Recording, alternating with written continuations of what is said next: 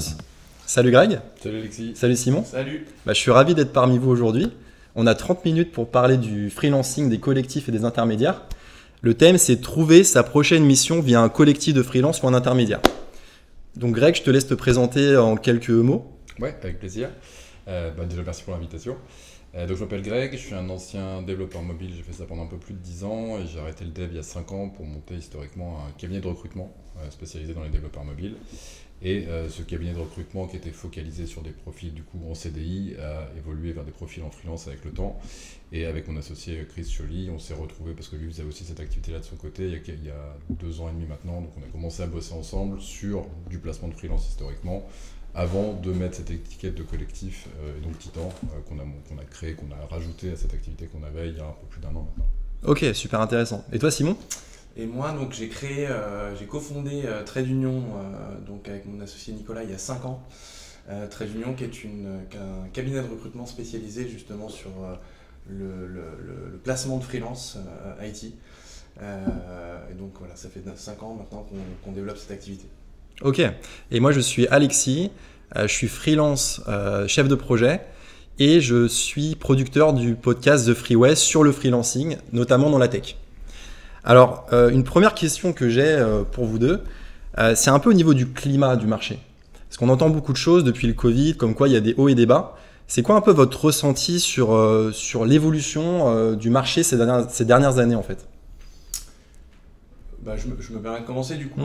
Oui, effectivement, on a vécu le Covid où ça a été une période un peu compliquée, mais qui derrière, le marché est très bien reparti et l'essor du freelancing a repris son cours. Et de notre côté, nous on observe effectivement que la demande en 2024, elle est là, qu'on a de plus en plus d'ingénieurs IT qui passent de l'autre côté et qui passent freelance. Voilà, donc pour nous, le marché est plutôt dans une bonne dynamique aujourd'hui. Et toi, qu'est-ce que tu en penses, Greg, du coup, de ton côté ? Si on revient un peu à la période pré-Covid, ce qui est intéressant de noter, c'est effectivement que, je ne vais pas refaire l'histoire du Covid, mais on a bien vu à quel point tout s'est arrêté, et ça a été quand même un peu un électrochoc aussi auprès des freelances qui se sont rendus compte quand même que ce mode de travail, il avait évidemment des avantages, mais aussi des inconvénients. Et on les a bien vus au moment du Covid. Donc là, à un moment, tout s'est à peu près arrêté. Ça a repris post-Covid, et puis ça a même repris assez fort avec cette période où il y a eu toutes ces énormes levées de fonds des licornes françaises, où on a commencé à voir les salaires dans les CDI qui commençaient à exploser. On a commencé à voir les TJM aussi qui ont beaucoup augmenté à ce moment-là. Et puis finalement, tout s'est un petit peu tassé par la suite. Et donc finalement, l'un dans l'autre, après ces hauts et ces bas successifs, on se retrouve aujourd'hui dans une période qui ressemble un petit peu en termes de montant de TGM, etc., à ce qu'on avait pré-Covid plus ou moins. Donc finalement, ça s'est un petit peu équilibré. Malgré tout, je serais peut-être un petit peu moins optimiste que Simon aujourd'hui sur l'état du marché. Ça reste une période qui n'est pas évidente. Et on est surtout dans une situation où il y a quand même un déséquilibre assez fort entre le nombre de freelances sur le marché et le nombre de missions qui est en face. Donc, d'accord. Voilà, c'est pour ça qu'on n'est pas non plus dans les meilleurs moments, mais ça s'améliorera peut-être sur la fin de l'année 2024 et puis 2025 aussi, je l'espère, du moins. Ok, très clair. J'en profite pour vous dire de poser vos questions en commentaire. Il y aura 5 minutes à la fin pour justement répondre à une sélection de questions, donc n'hésitez pas à les poser. Donc je me tourne encore vers toi, Greg, pour le concept de collectif. Oui, tout à fait. Parce que du coup, on a intermédiaire et collectif. Ouais. C'est quoi un peu la différence qui fait la différence de ton collectif sur ton marché ? L'approche collective, en fait, ce qu'elle a très fort et ce qui plaît beaucoup, c'est ce côté collectif, en fait, tout simplement. C'est le côté où on a l'impression de ne pas forcément parler à une entreprise ou à une institution, c'est plutôt la force individuelle de chacun des membres du collectif qui va apporter à l'ensemble. Et ça, c'est quelque chose, c'est un message qui passe très bien, en fait, qui est vraiment apprécié à la fois auprès des freelances qui, du coup, vont pouvoir un peu contrebalancer ce défaut premier du freelancing qui est qu'on est seul, on va dire. Donc là, du coup, ça va permettre d'ajouter un petit peu de force de ce côté-là. Et puis, ça permet aussi d'avoir un petit peu ce côté client, cette vision où on n'a plus un seul freelance comme interlocuteur, ce qui peut devenir compliqué quand on commence à avoir plusieurs besoins. Et donc, il faut aller vraiment un par un, aller trouver les différents freelances, trouver comprendre un petit peu comment ils fonctionnent, ils ont peut-être des méthodologies de travail qui sont différentes, etc. Là où du coup le collectif de freelance permet de garder un peu cette bonne image qu'on peut avoir du freelance et de la qualité des profils qu'on peut y trouver, tout en étant rassuré sur le fait que y a quand même un petit peu d'organisation autour de tout ça, et que donc ça va permettre un petit peu de centraliser sur des sujets comme l'administratif, les contrats, la facturation, des choses comme ça. Donc vous facilitez en fait, vous êtes Oui, là pour tout à fait. faciliter un peu la vie des freelances et des clients au final. Exactement. C'est vrai que ça va se retrouver des deux côtés, parce qu'un client qui va avoir 5-10 freelances chez nous, au lieu de devoir lui courir après chacun des freelances pour gérer les contrats, la facturation pendant la mission, etc., aura un seul interlocuteur qui va s'occuper de tout ça de manière homogène pour tous les freelances. Et puis du côté de nos freelances, c'est pareil aussi, c'est-à-dire qu'en bossant avec nous, les freelances qui sont pour certains avec nous depuis plusieurs années, qu'on a pu accompagner chez 3, 4, 5, 6 clients différents, ils ont aussi les mêmes conditions de travail. Donc ils n'ont pas à se repalucher à chaque fois des contrats de 15-20 pages à chaque fois qu'ils commencent une nouvelle mission. Et toi du coup Simon, le modèle de Trade Union et les services que tu peux offrir aux freelances, justement un peu comme disait Greg, pour leur faciliter la vie, etc. Qu'est-ce que vous offrez en fait sur le marché ? Nous, effectivement, c'est un peu différent, mais je dirais que ça peut être assez complémentaire, parce que nous, ce qu'on propose, c'est justement, premièrement, en fait, l'accès aux clients, puisque nous, on a une structure commerciale qui nous permet d'être référencés dans des entreprises, dans des grands groupes, dans des PME, et donc on va proposer aux freelances, on va les contacter quand ils correspondent pour une mission donnée dans ces clients-là. Donc, entre guillemets, on va leur ouvrir les portes de ces clients-là. Donc ça c'est la première chose. Après, un peu au même titre que ce que disait Greg tout à l'heure, on va les accompagner dans le processus admin, puisqu'on va gérer la facturation, les flux financiers. On va leur garantir qu'il n'y a pas de problème de ce point de vue-là, ce qui pourrait dans d'autres cas être le cas. On propose nous une assurance commune à tous nos freelances, tous les freelances qui sont en contrat avec nous sont assurés au titre de leur activité professionnelle. Et puis on a un réseau de partenaires, et ça c'est quelque chose qu'on a développé ces 2 dernières années, réseau de partenaires qui permet aux freelances de mieux vivre leur vie de freelance, justement, d'éviter justement d'être seul sur ces sujets-là.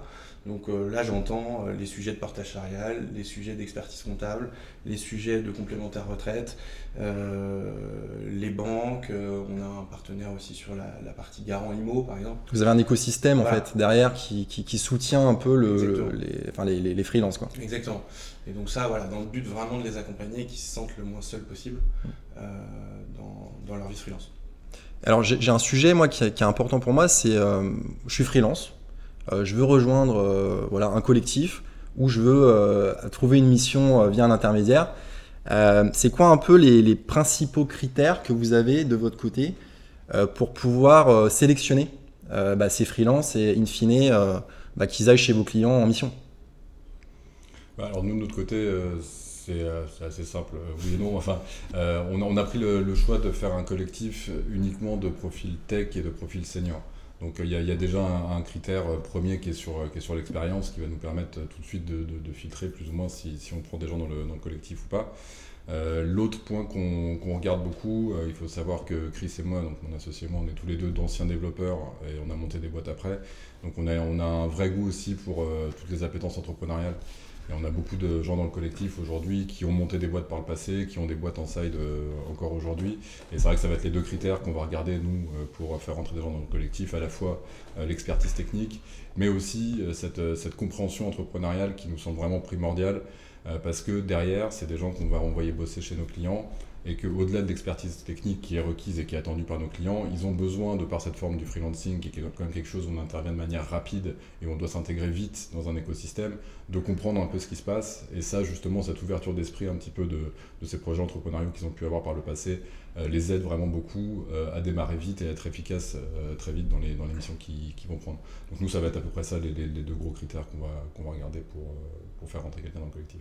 T'es sensible, toi, Simon, au side business, par exemple, un freelance qui a, 10 ans d'expérience dans un domaine, mais il développe une entreprise ou des services à côté. Est-ce que c'est un élément pour toi où tu peux être plus convaincu par quelqu'un qui a ce type de profil, par exemple ?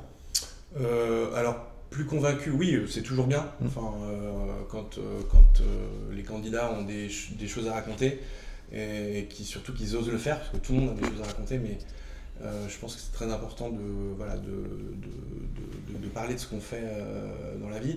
Après, nous, là où c'est un petit peu différent, c'est qu'on est positionné comme des recruteurs. Donc, on essaye au maximum de ne pas contacter des consultants, des freelances qui sont déjà très, très contactés dans ces métiers de l'IT.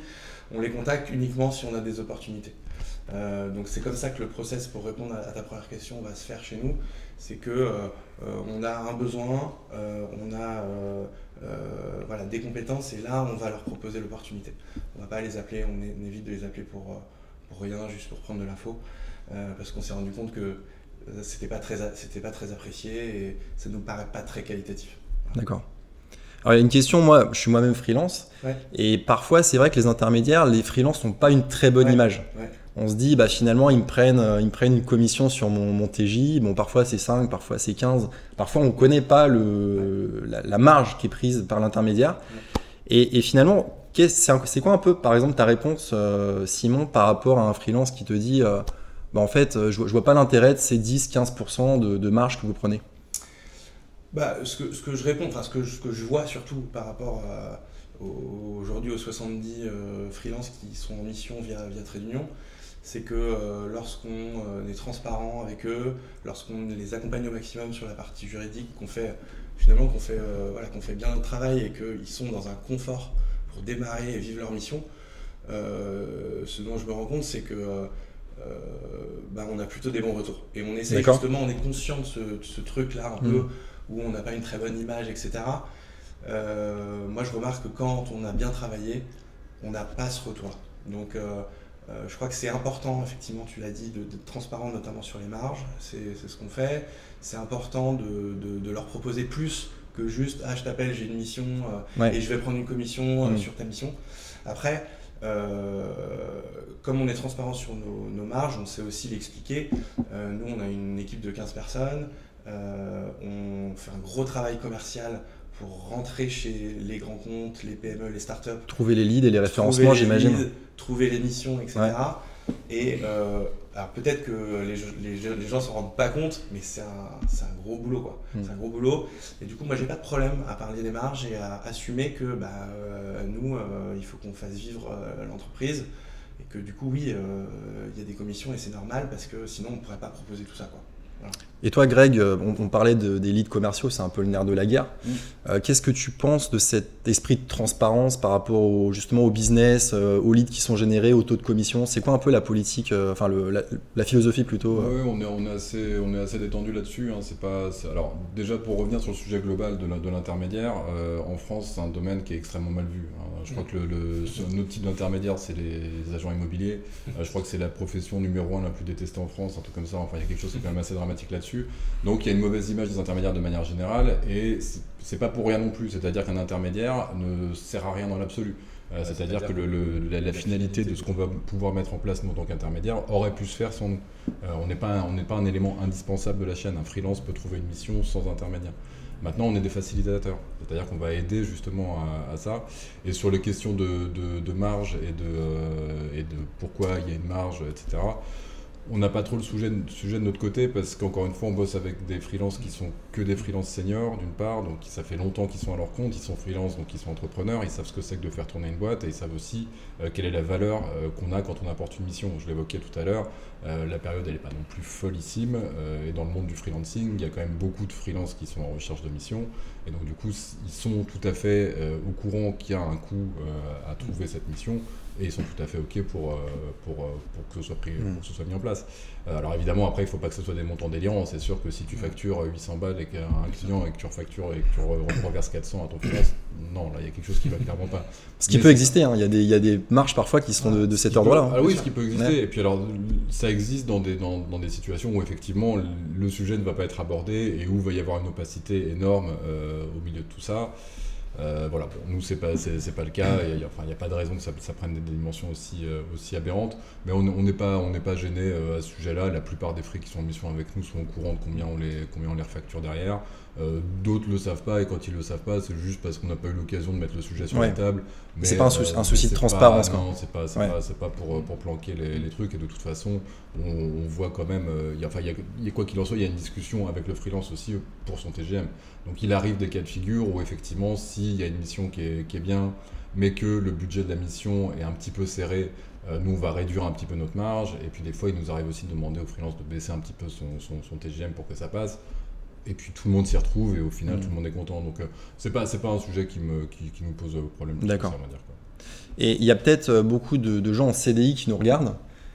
Qu'est-ce que vous pouvez leur dire comme conseil ou comme recommandation s'ils ont envie de se lancer en freelance, par exemple de trouver une mission dans la tech? C'est quoi un peu les bases pour se lancer, pour se propulser sur une carrière dans le freelancing dans la tech? Ouais, j'ai des points un peu pas acides là-dessus, mais qu'il faut prendre en considération. Pour les développeurs en particulier, il y a vraiment quelque chose qu'on ne comprend pas quand on est développeur salarié, c'est que c'est pas du tout la même chose quand tu bosses en CDI et quand tu bosses en freelance. Alors même si le marché est un peu moins dans ce sens-là de nos jours, il faut bien comprendre qu'il y a un peu un effet miroir entre les deux, où côté CDI, tu as plein de boîtes, tu n'as pas de dev, et côté freelance, tu as plein de dev, tu n'as pas de boîte. Donc ça change complètement la perception de comment tu vas chercher ton taf. En CDI, on a l'habitude en tant que développeur d'être quand même assez sollicité, et donc d'avoir une certaine facilité entre guillemets à pouvoir passer à l'étape d'après.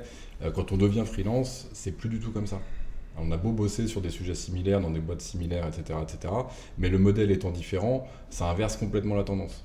Et donc là où on passe d'un écosystème ou d'un endroit où on était la donnée pénurique, et donc on était la ressource pénurique, et donc on était plutôt en position de force, c'est potentiellement dans l'autre sens côté freelance. Donc il y a un vrai boulot derrière à faire de prospection pour trouver les missions. Et c'est vrai que pour certains développeurs qui se lancent en freelance, ont souvent un peu cette douche froide. Ils sont au courant qu'ils vont avoir ce rôle de prospection à mettre en place, mais ils ont malgré tout un peu l'idée, parfois inconsciemment, on va venir les chercher, entre guillemets. C'est pas trop le cas. Donc voilà, il faut pas oublier ce point-là, et donc vraiment être un peu sûr de soi quand on se lance en freelance aussi, parce que va y avoir ce travail de prospection qui est déjà à la base pas évident pour des profils techniques, mais aussi du fait qu'il y a quand même une certaine inversion du marché entre le moment où on passe de salarié à indépendant. Du coup, Simon, toi, qu'est-ce que tu en penses? Est-ce que cet aspect un peu proactif, aller chercher développer son réseau, trouver des leads, c'est fondamental aussi, d'après toi? Ouais, je crois que d'abord, je rejoins Greg totalement, il faut être prêt effectivement à changer de paradigme, clairement. Ouais. Je pense qu'il faut développer ses capacités à se mettre en avant, à se vendre. La com, en fait, la communication. Ça peut être la com, ça peut être le travail lors des entretiens. La soutenance, voilà, bien travailler. C'est c'est très codifié, ça aussi, la soutenance. Ouais. Et puis je crois qu'évidemment, il faut aussi être prêt à aller chercher des leads, comme tu dis, à faire de la prospection soi-même, ou à contacter des intermédiaires comme nous, ou des collectifs, pour se démener, pour que les portes s'ouvrent, quoi. Ouais. Et voilà, comme dit Greg, ça change, quoi. Ça change, et c'est à eux de se vendre maintenant, et plus l'inverse, quoi. Ouais, c'est ça, c'est que l'intercontrat, ça pèse sur ta trésorerie, quoi. Donc c'est vrai que tu te prends d'autant plus en main quand tu n'as plus d'argent qui rentre, et tu dois forcément aller chasser, etc., quoi. Ah, tu te réveilles rapidement. Tu te réveilles rapidement. Tu mets pas trop longtemps à te rendre compte qu'il y a un souci. Et du coup, chez Titan, toi, tu as notamment un associé qui s'appelle Chris, ouais. Et il communique beaucoup sur l'aspect un peu apport d'affaires. Ouais, c'est-à-dire, t'es freelance, tu t'entends une opportunité chez un client, tu vas aussi jouer ce rôle un peu d'intermédiaire, peut-être à moins grande échelle. Mais comment ça fonctionne concrètement pour un freelance qui veut faire de l'apport d'affaires? C'est quoi un peu les prérequis, les facteurs de succès? Comment ça fonctionne en fait? L'apport d'affaires, en gros, c'est tout simplement aider. Alors dans ce schéma-là, c'est encore un schéma d'intermédiaire, hein, c'est-à-dire qu'il y a deux populations, des freelances d'un côté, des clients de l'autre, et il faut essayer de faire le trait d'union entre les deux. Et donc ce qui peut se passer dans ces modèles-là, et c'est pas propre au freelancing, hein, ça peut marcher. Enfin, moi, il y avait des modèles un peu équivalents dans du recrutement CDI, et puis je suppose que c'est tout à fait la même chose chez les agents immobiliers qu'on évoquait plus tôt. Si tu as l'information d'un des deux côtés, tu peux essayer de faire en sorte de te mettre avec quelqu'un d'autre pour avoir l'information de l'autre côté. Donc le cas typique que tu évoquais dans le cas des freelances, c'est je suis freelance moi aujourd'hui, je suis contacté par une société qui recherche un freelance pour une mission. Je ne peux pas prendre cette mission parce que soit je suis moi-même déjà en mission, soit c'est pas ma techno par exemple. Et donc du coup cette information-là, comme je l'évoquais tout à l'heure, comme le marché il est quand même plutôt penché du côté des entreprises ici, cette information-là elle a de la valeur.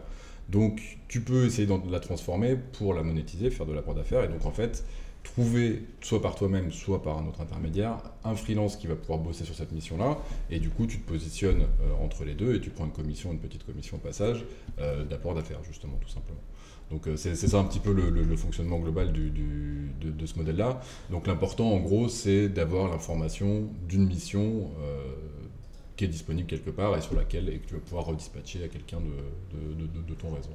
L'information, puis j'imagine aussi la confiance d'un client, parce que tu peux avoir une information, mais après pour que le client il fasse confiance au profil que toi tu as sélectionné, je pense que c'est encore une autre dimension encore. Ouais, j'allais parler effectivement de confiance, effectivement. Après, proposer un candidat, on ne fait pas forcément perdre le temps au client. Il peut ne pas choisir ce candidat et on a quand même essayé de lui apporter une solution. Donc le freelance peut, je pense que il faut se décomplexer vis-à-vis de ça. Et voilà, c'est possible de proposer des choses, d'en parler. Ça existe, c'est pas tabou. Voilà, je pense simplement effectivement qu'il faut le faire avec des gens en qui on a confiance et avec qui on sait travailler, quoi. Mais ça marche. Ouais. Et toi, du coup, Simon, avec Trade Union, donc tes clients, c'est plutôt des grands comptes, c'est plutôt des PME, des startups, c'est quoi la target un peu de Trade Union? Alors nous, on a plutôt en majorité des grands comptes, pour la simple et bonne raison que nous, notre potentiel de développement d'un point de vue commercial, il est dans ces grands comptes. Il y a beaucoup de missions dans ces grands comptes. On a quelques PME et quelques startups aussi. Mais voilà, principalement des grands comptes qui ont des sujets de transition numérique dans tous les sens, évidemment, depuis quelques années, et on les accompagne là-dessus. Et donc, pour attaquer, entre guillemets, un grand compte, souvent on nous parle de référencement. Est-ce que tu peux nous en parler un peu plus de ce concept de référencement? Oui, bien sûr. Alors nous, c'est un de nos challenges dans notre business, c'est qu'effectivement, dans ces grands comptes, il y a très souvent des référencements. Donc un référencement, c'est tout simplement une liste de sociétés qui est autorisée, de sociétés de prestations, donc une liste d'intermédiaires qui est autorisée à travailler avec ces grands comptes. Et si on n'est pas dedans, on ne peut pas travailler. Et c'est pour ça que je parlais tout à l'heure de justification de nos commissions. Il y a tout ce travail commercial à faire pour montrer à ces grands comptes qu'on est un acteur de confiance. Et une fois qu'on a justement montré qu'on était un acteur de confiance, là on peut éventuellement réussir à être référencé. Et donc nous, Trade Union, on l'est chez nos clients grands comptes. Et c'est ce qui nous permet de proposer des missions justement derrière aux freelances dans ces sociétés-là. Parce que pour parler un peu du référencement, parce que les sociétés comme Trade Union, en fait, vous êtes en relation avec des achats. Souvent, c'est le service des achats qui gère l'intermédiation avec l'entreprise cliente. Oui, alors qui gère les sujets de référencement. Voilà, effectivement. Donc c'est lié à des politiques d'achat des grands groupes, donc c'est les achats qui gèrent cette partie-là. Après, nous, le donneur d'ordre, ça va être plutôt un opérationnel de DSI, souvent. Oui. Ça ne va pas être l'acheteur. Voilà, donc il faut bien différencier ça. Donc nous, notre travail, c'est de toute façon de travailler avec les acheteurs, ça c'est sûr. Le travail des freelances qu'on va recruter et placer dans ces grands comptes, ils vont travailler avec des opérationnels de DSI, ils ne vont pas avoir affaire aux achats. Oui, c'est eux qui font c'est le client final, on va dire, entre guillemets, le manager ou l'opérationnel qui va faire toutes les soutenances, et qui va suivre le processus d'un point de vue plus suivi opérationnel, etc. Oui, exactement. Ouais. Exactement. Et du coup, le référencement est là aussi pour simplifier pour les achats tout ce qui est gestion des contrats, etc. Donc c'est pour ça qu'ils limitent le nombre d'intermédiaires aussi pour pouvoir simplifier leur process. Ils ont toutes les raisons de faire ce type de liste réduite d'intermédiaires parce qu'effectivement, ils peuvent négocier, ils peuvent se couvrir des risques juridiques. Voilà, ils ont un certain nombre d'intérêts à le faire. Voilà. Et donc il vaut mieux pour nous être dedans, quoi. Bien sûr. Toi, c'est un sujet avec lequel tu deals aussi, les référencements, ou non, pas trop? du tout. Non, là pour le coup, on bosse nous aux 3/4 avec des startups. C'est un peu le miroir pour le coup. On a quelques freelances chez des grands comptes. Et dans ces cas-là, on passe par des intermédiaires qui eux sont référencés. On n'est pas nous référencés directement. C'est un sujet qu'on n'a pas attaqué pour plusieurs raisons. On est deux. Deux, on n'est pas des profils commerciaux à la base, donc c'est des sujets qu'on connaît assez peu, assez mal. De ce que j'en comprends, il y a souvent des critères qui sont regardés comme l'ancienneté, le chiffre d'affaires, le nombre d'employés aussi que tu as. Je suppose que c'est un critère. Nous, on a 0 employé, donc ça va être un peu difficile s'il faut un minimum de 10, 20 ou 50 employés, c'est un peu raté. Donc non, du coup, les quelques missions qu'on a chez des grands comptes, du coup, on passe par des ESN généralement qui sont référencés chez les grands comptes. Mais sinon, on bosse en direct avec nos clients la plupart du temps, et qui sont du coup des startups plutôt en phase d'amorçage, qui ont déjà levé, qui ont un peu de blé, etc. Donc, D'accord.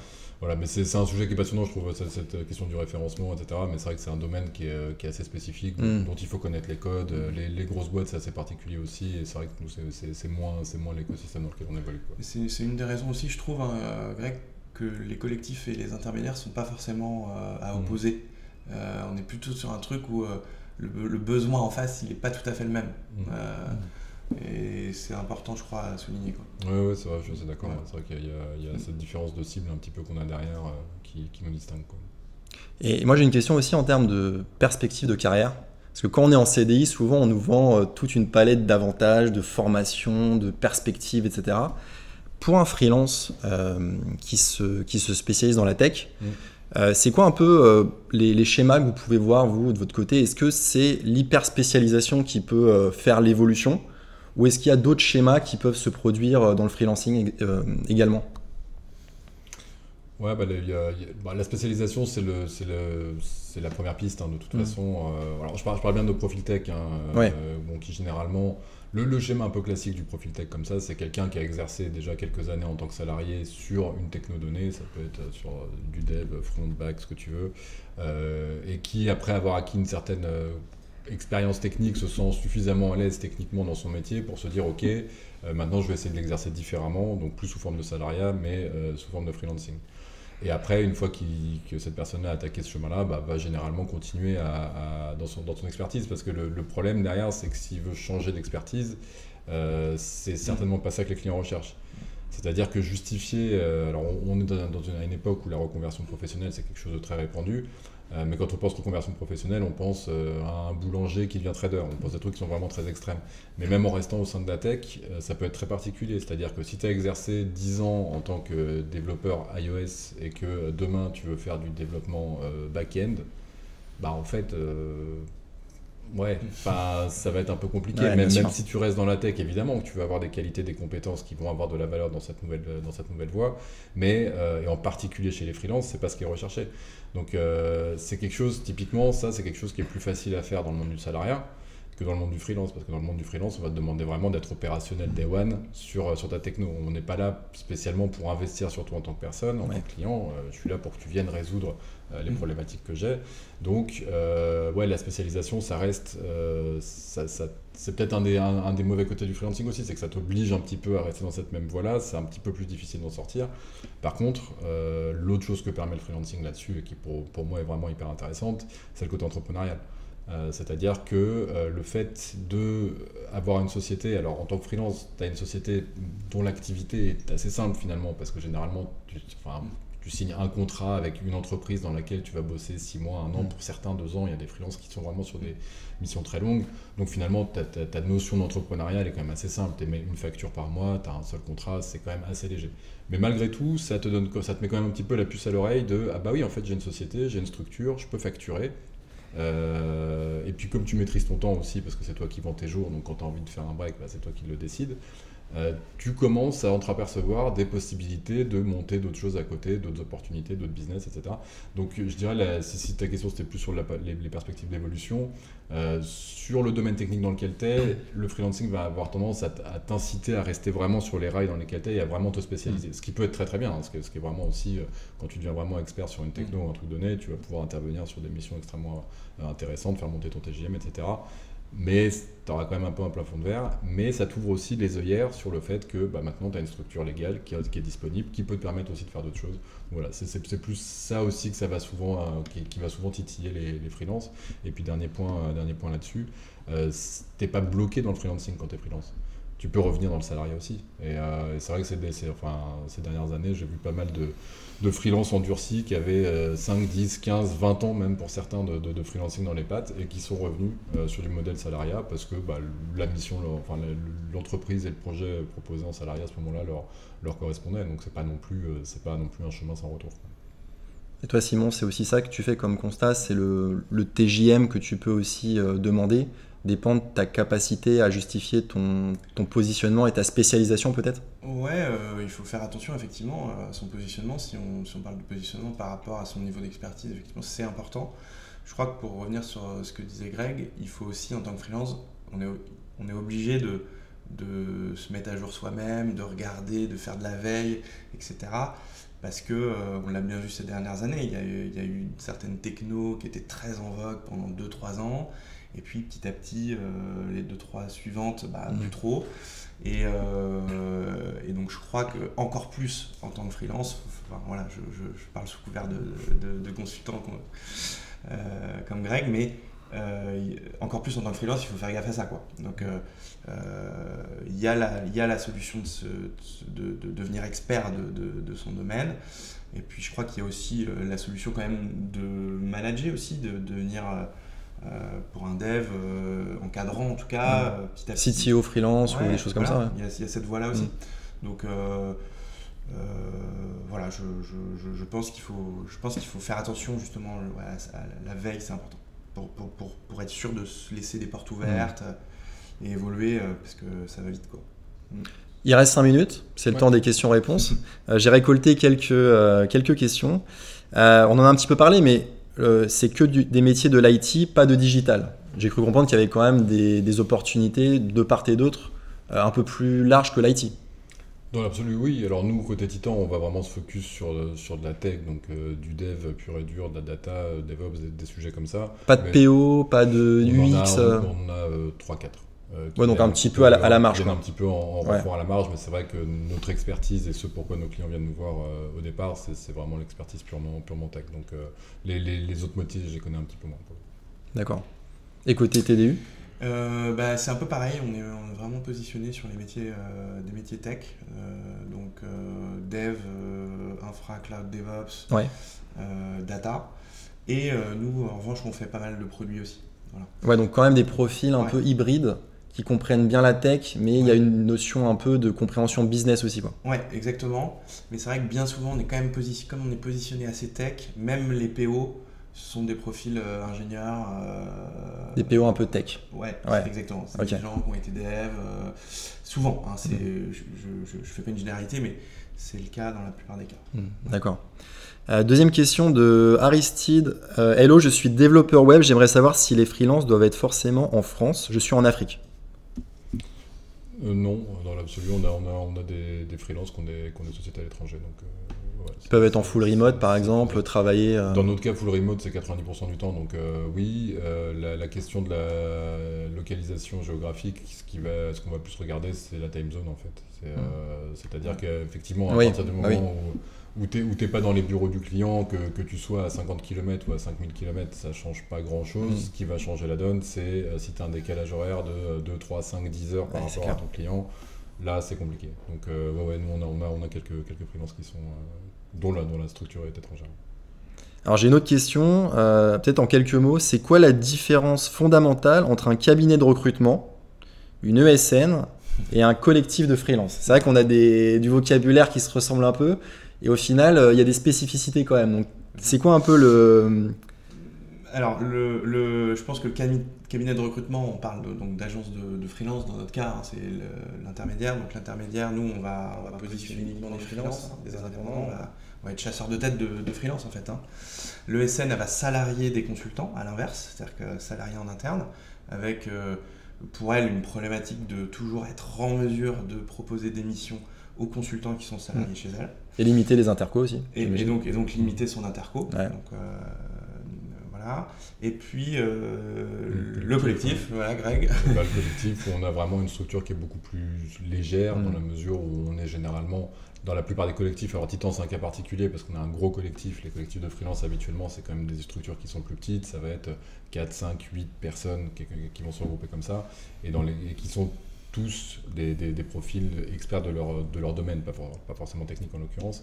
Mais donc c'est plutôt ça va être quelque chose qui va être quand même beaucoup plus léger sur le côté structure légale et toutes les implications. Ce qui nous empêche par exemple d'aller sur des cas qu'on évoquait tout à l'heure sur les grands comptes parce qu'on va pas pouvoir faire de référencement, etc. Mais ce qui nous donne aussi en termes d'image un truc un peu plus sympa parce que voilà, on a ce côté où il y a un peu ce regroupement de gens de bonne volonté qui veulent bosser ensemble, quoi. Très clair. Dernière question. Ouais. Je trouve ça très intéressant, c'est justement on parlait de CDI. Quelqu'un qui a un salaire de 65 000 euros par an, comment il fixe son TJM ? 650, c'est pas très compliqué. Hein. Ah, tu divises... En gros, c'est un ordre de grandeur, mais grosso modo, à la louche, si tu veux pas partir très très loin, t'enlèves ou t'ajoutes un zéro. Donc 65K. Ah oui, d'accord, je connaissais pas cette règle. Ouais, c'est exactement le raisonnement qu'on fait. Ok, intéressant. C'est un ordre de grandeur, hein. Évidemment, c'est à lisser et à peaufiner en fonction des technos, des domaines, etc., etc.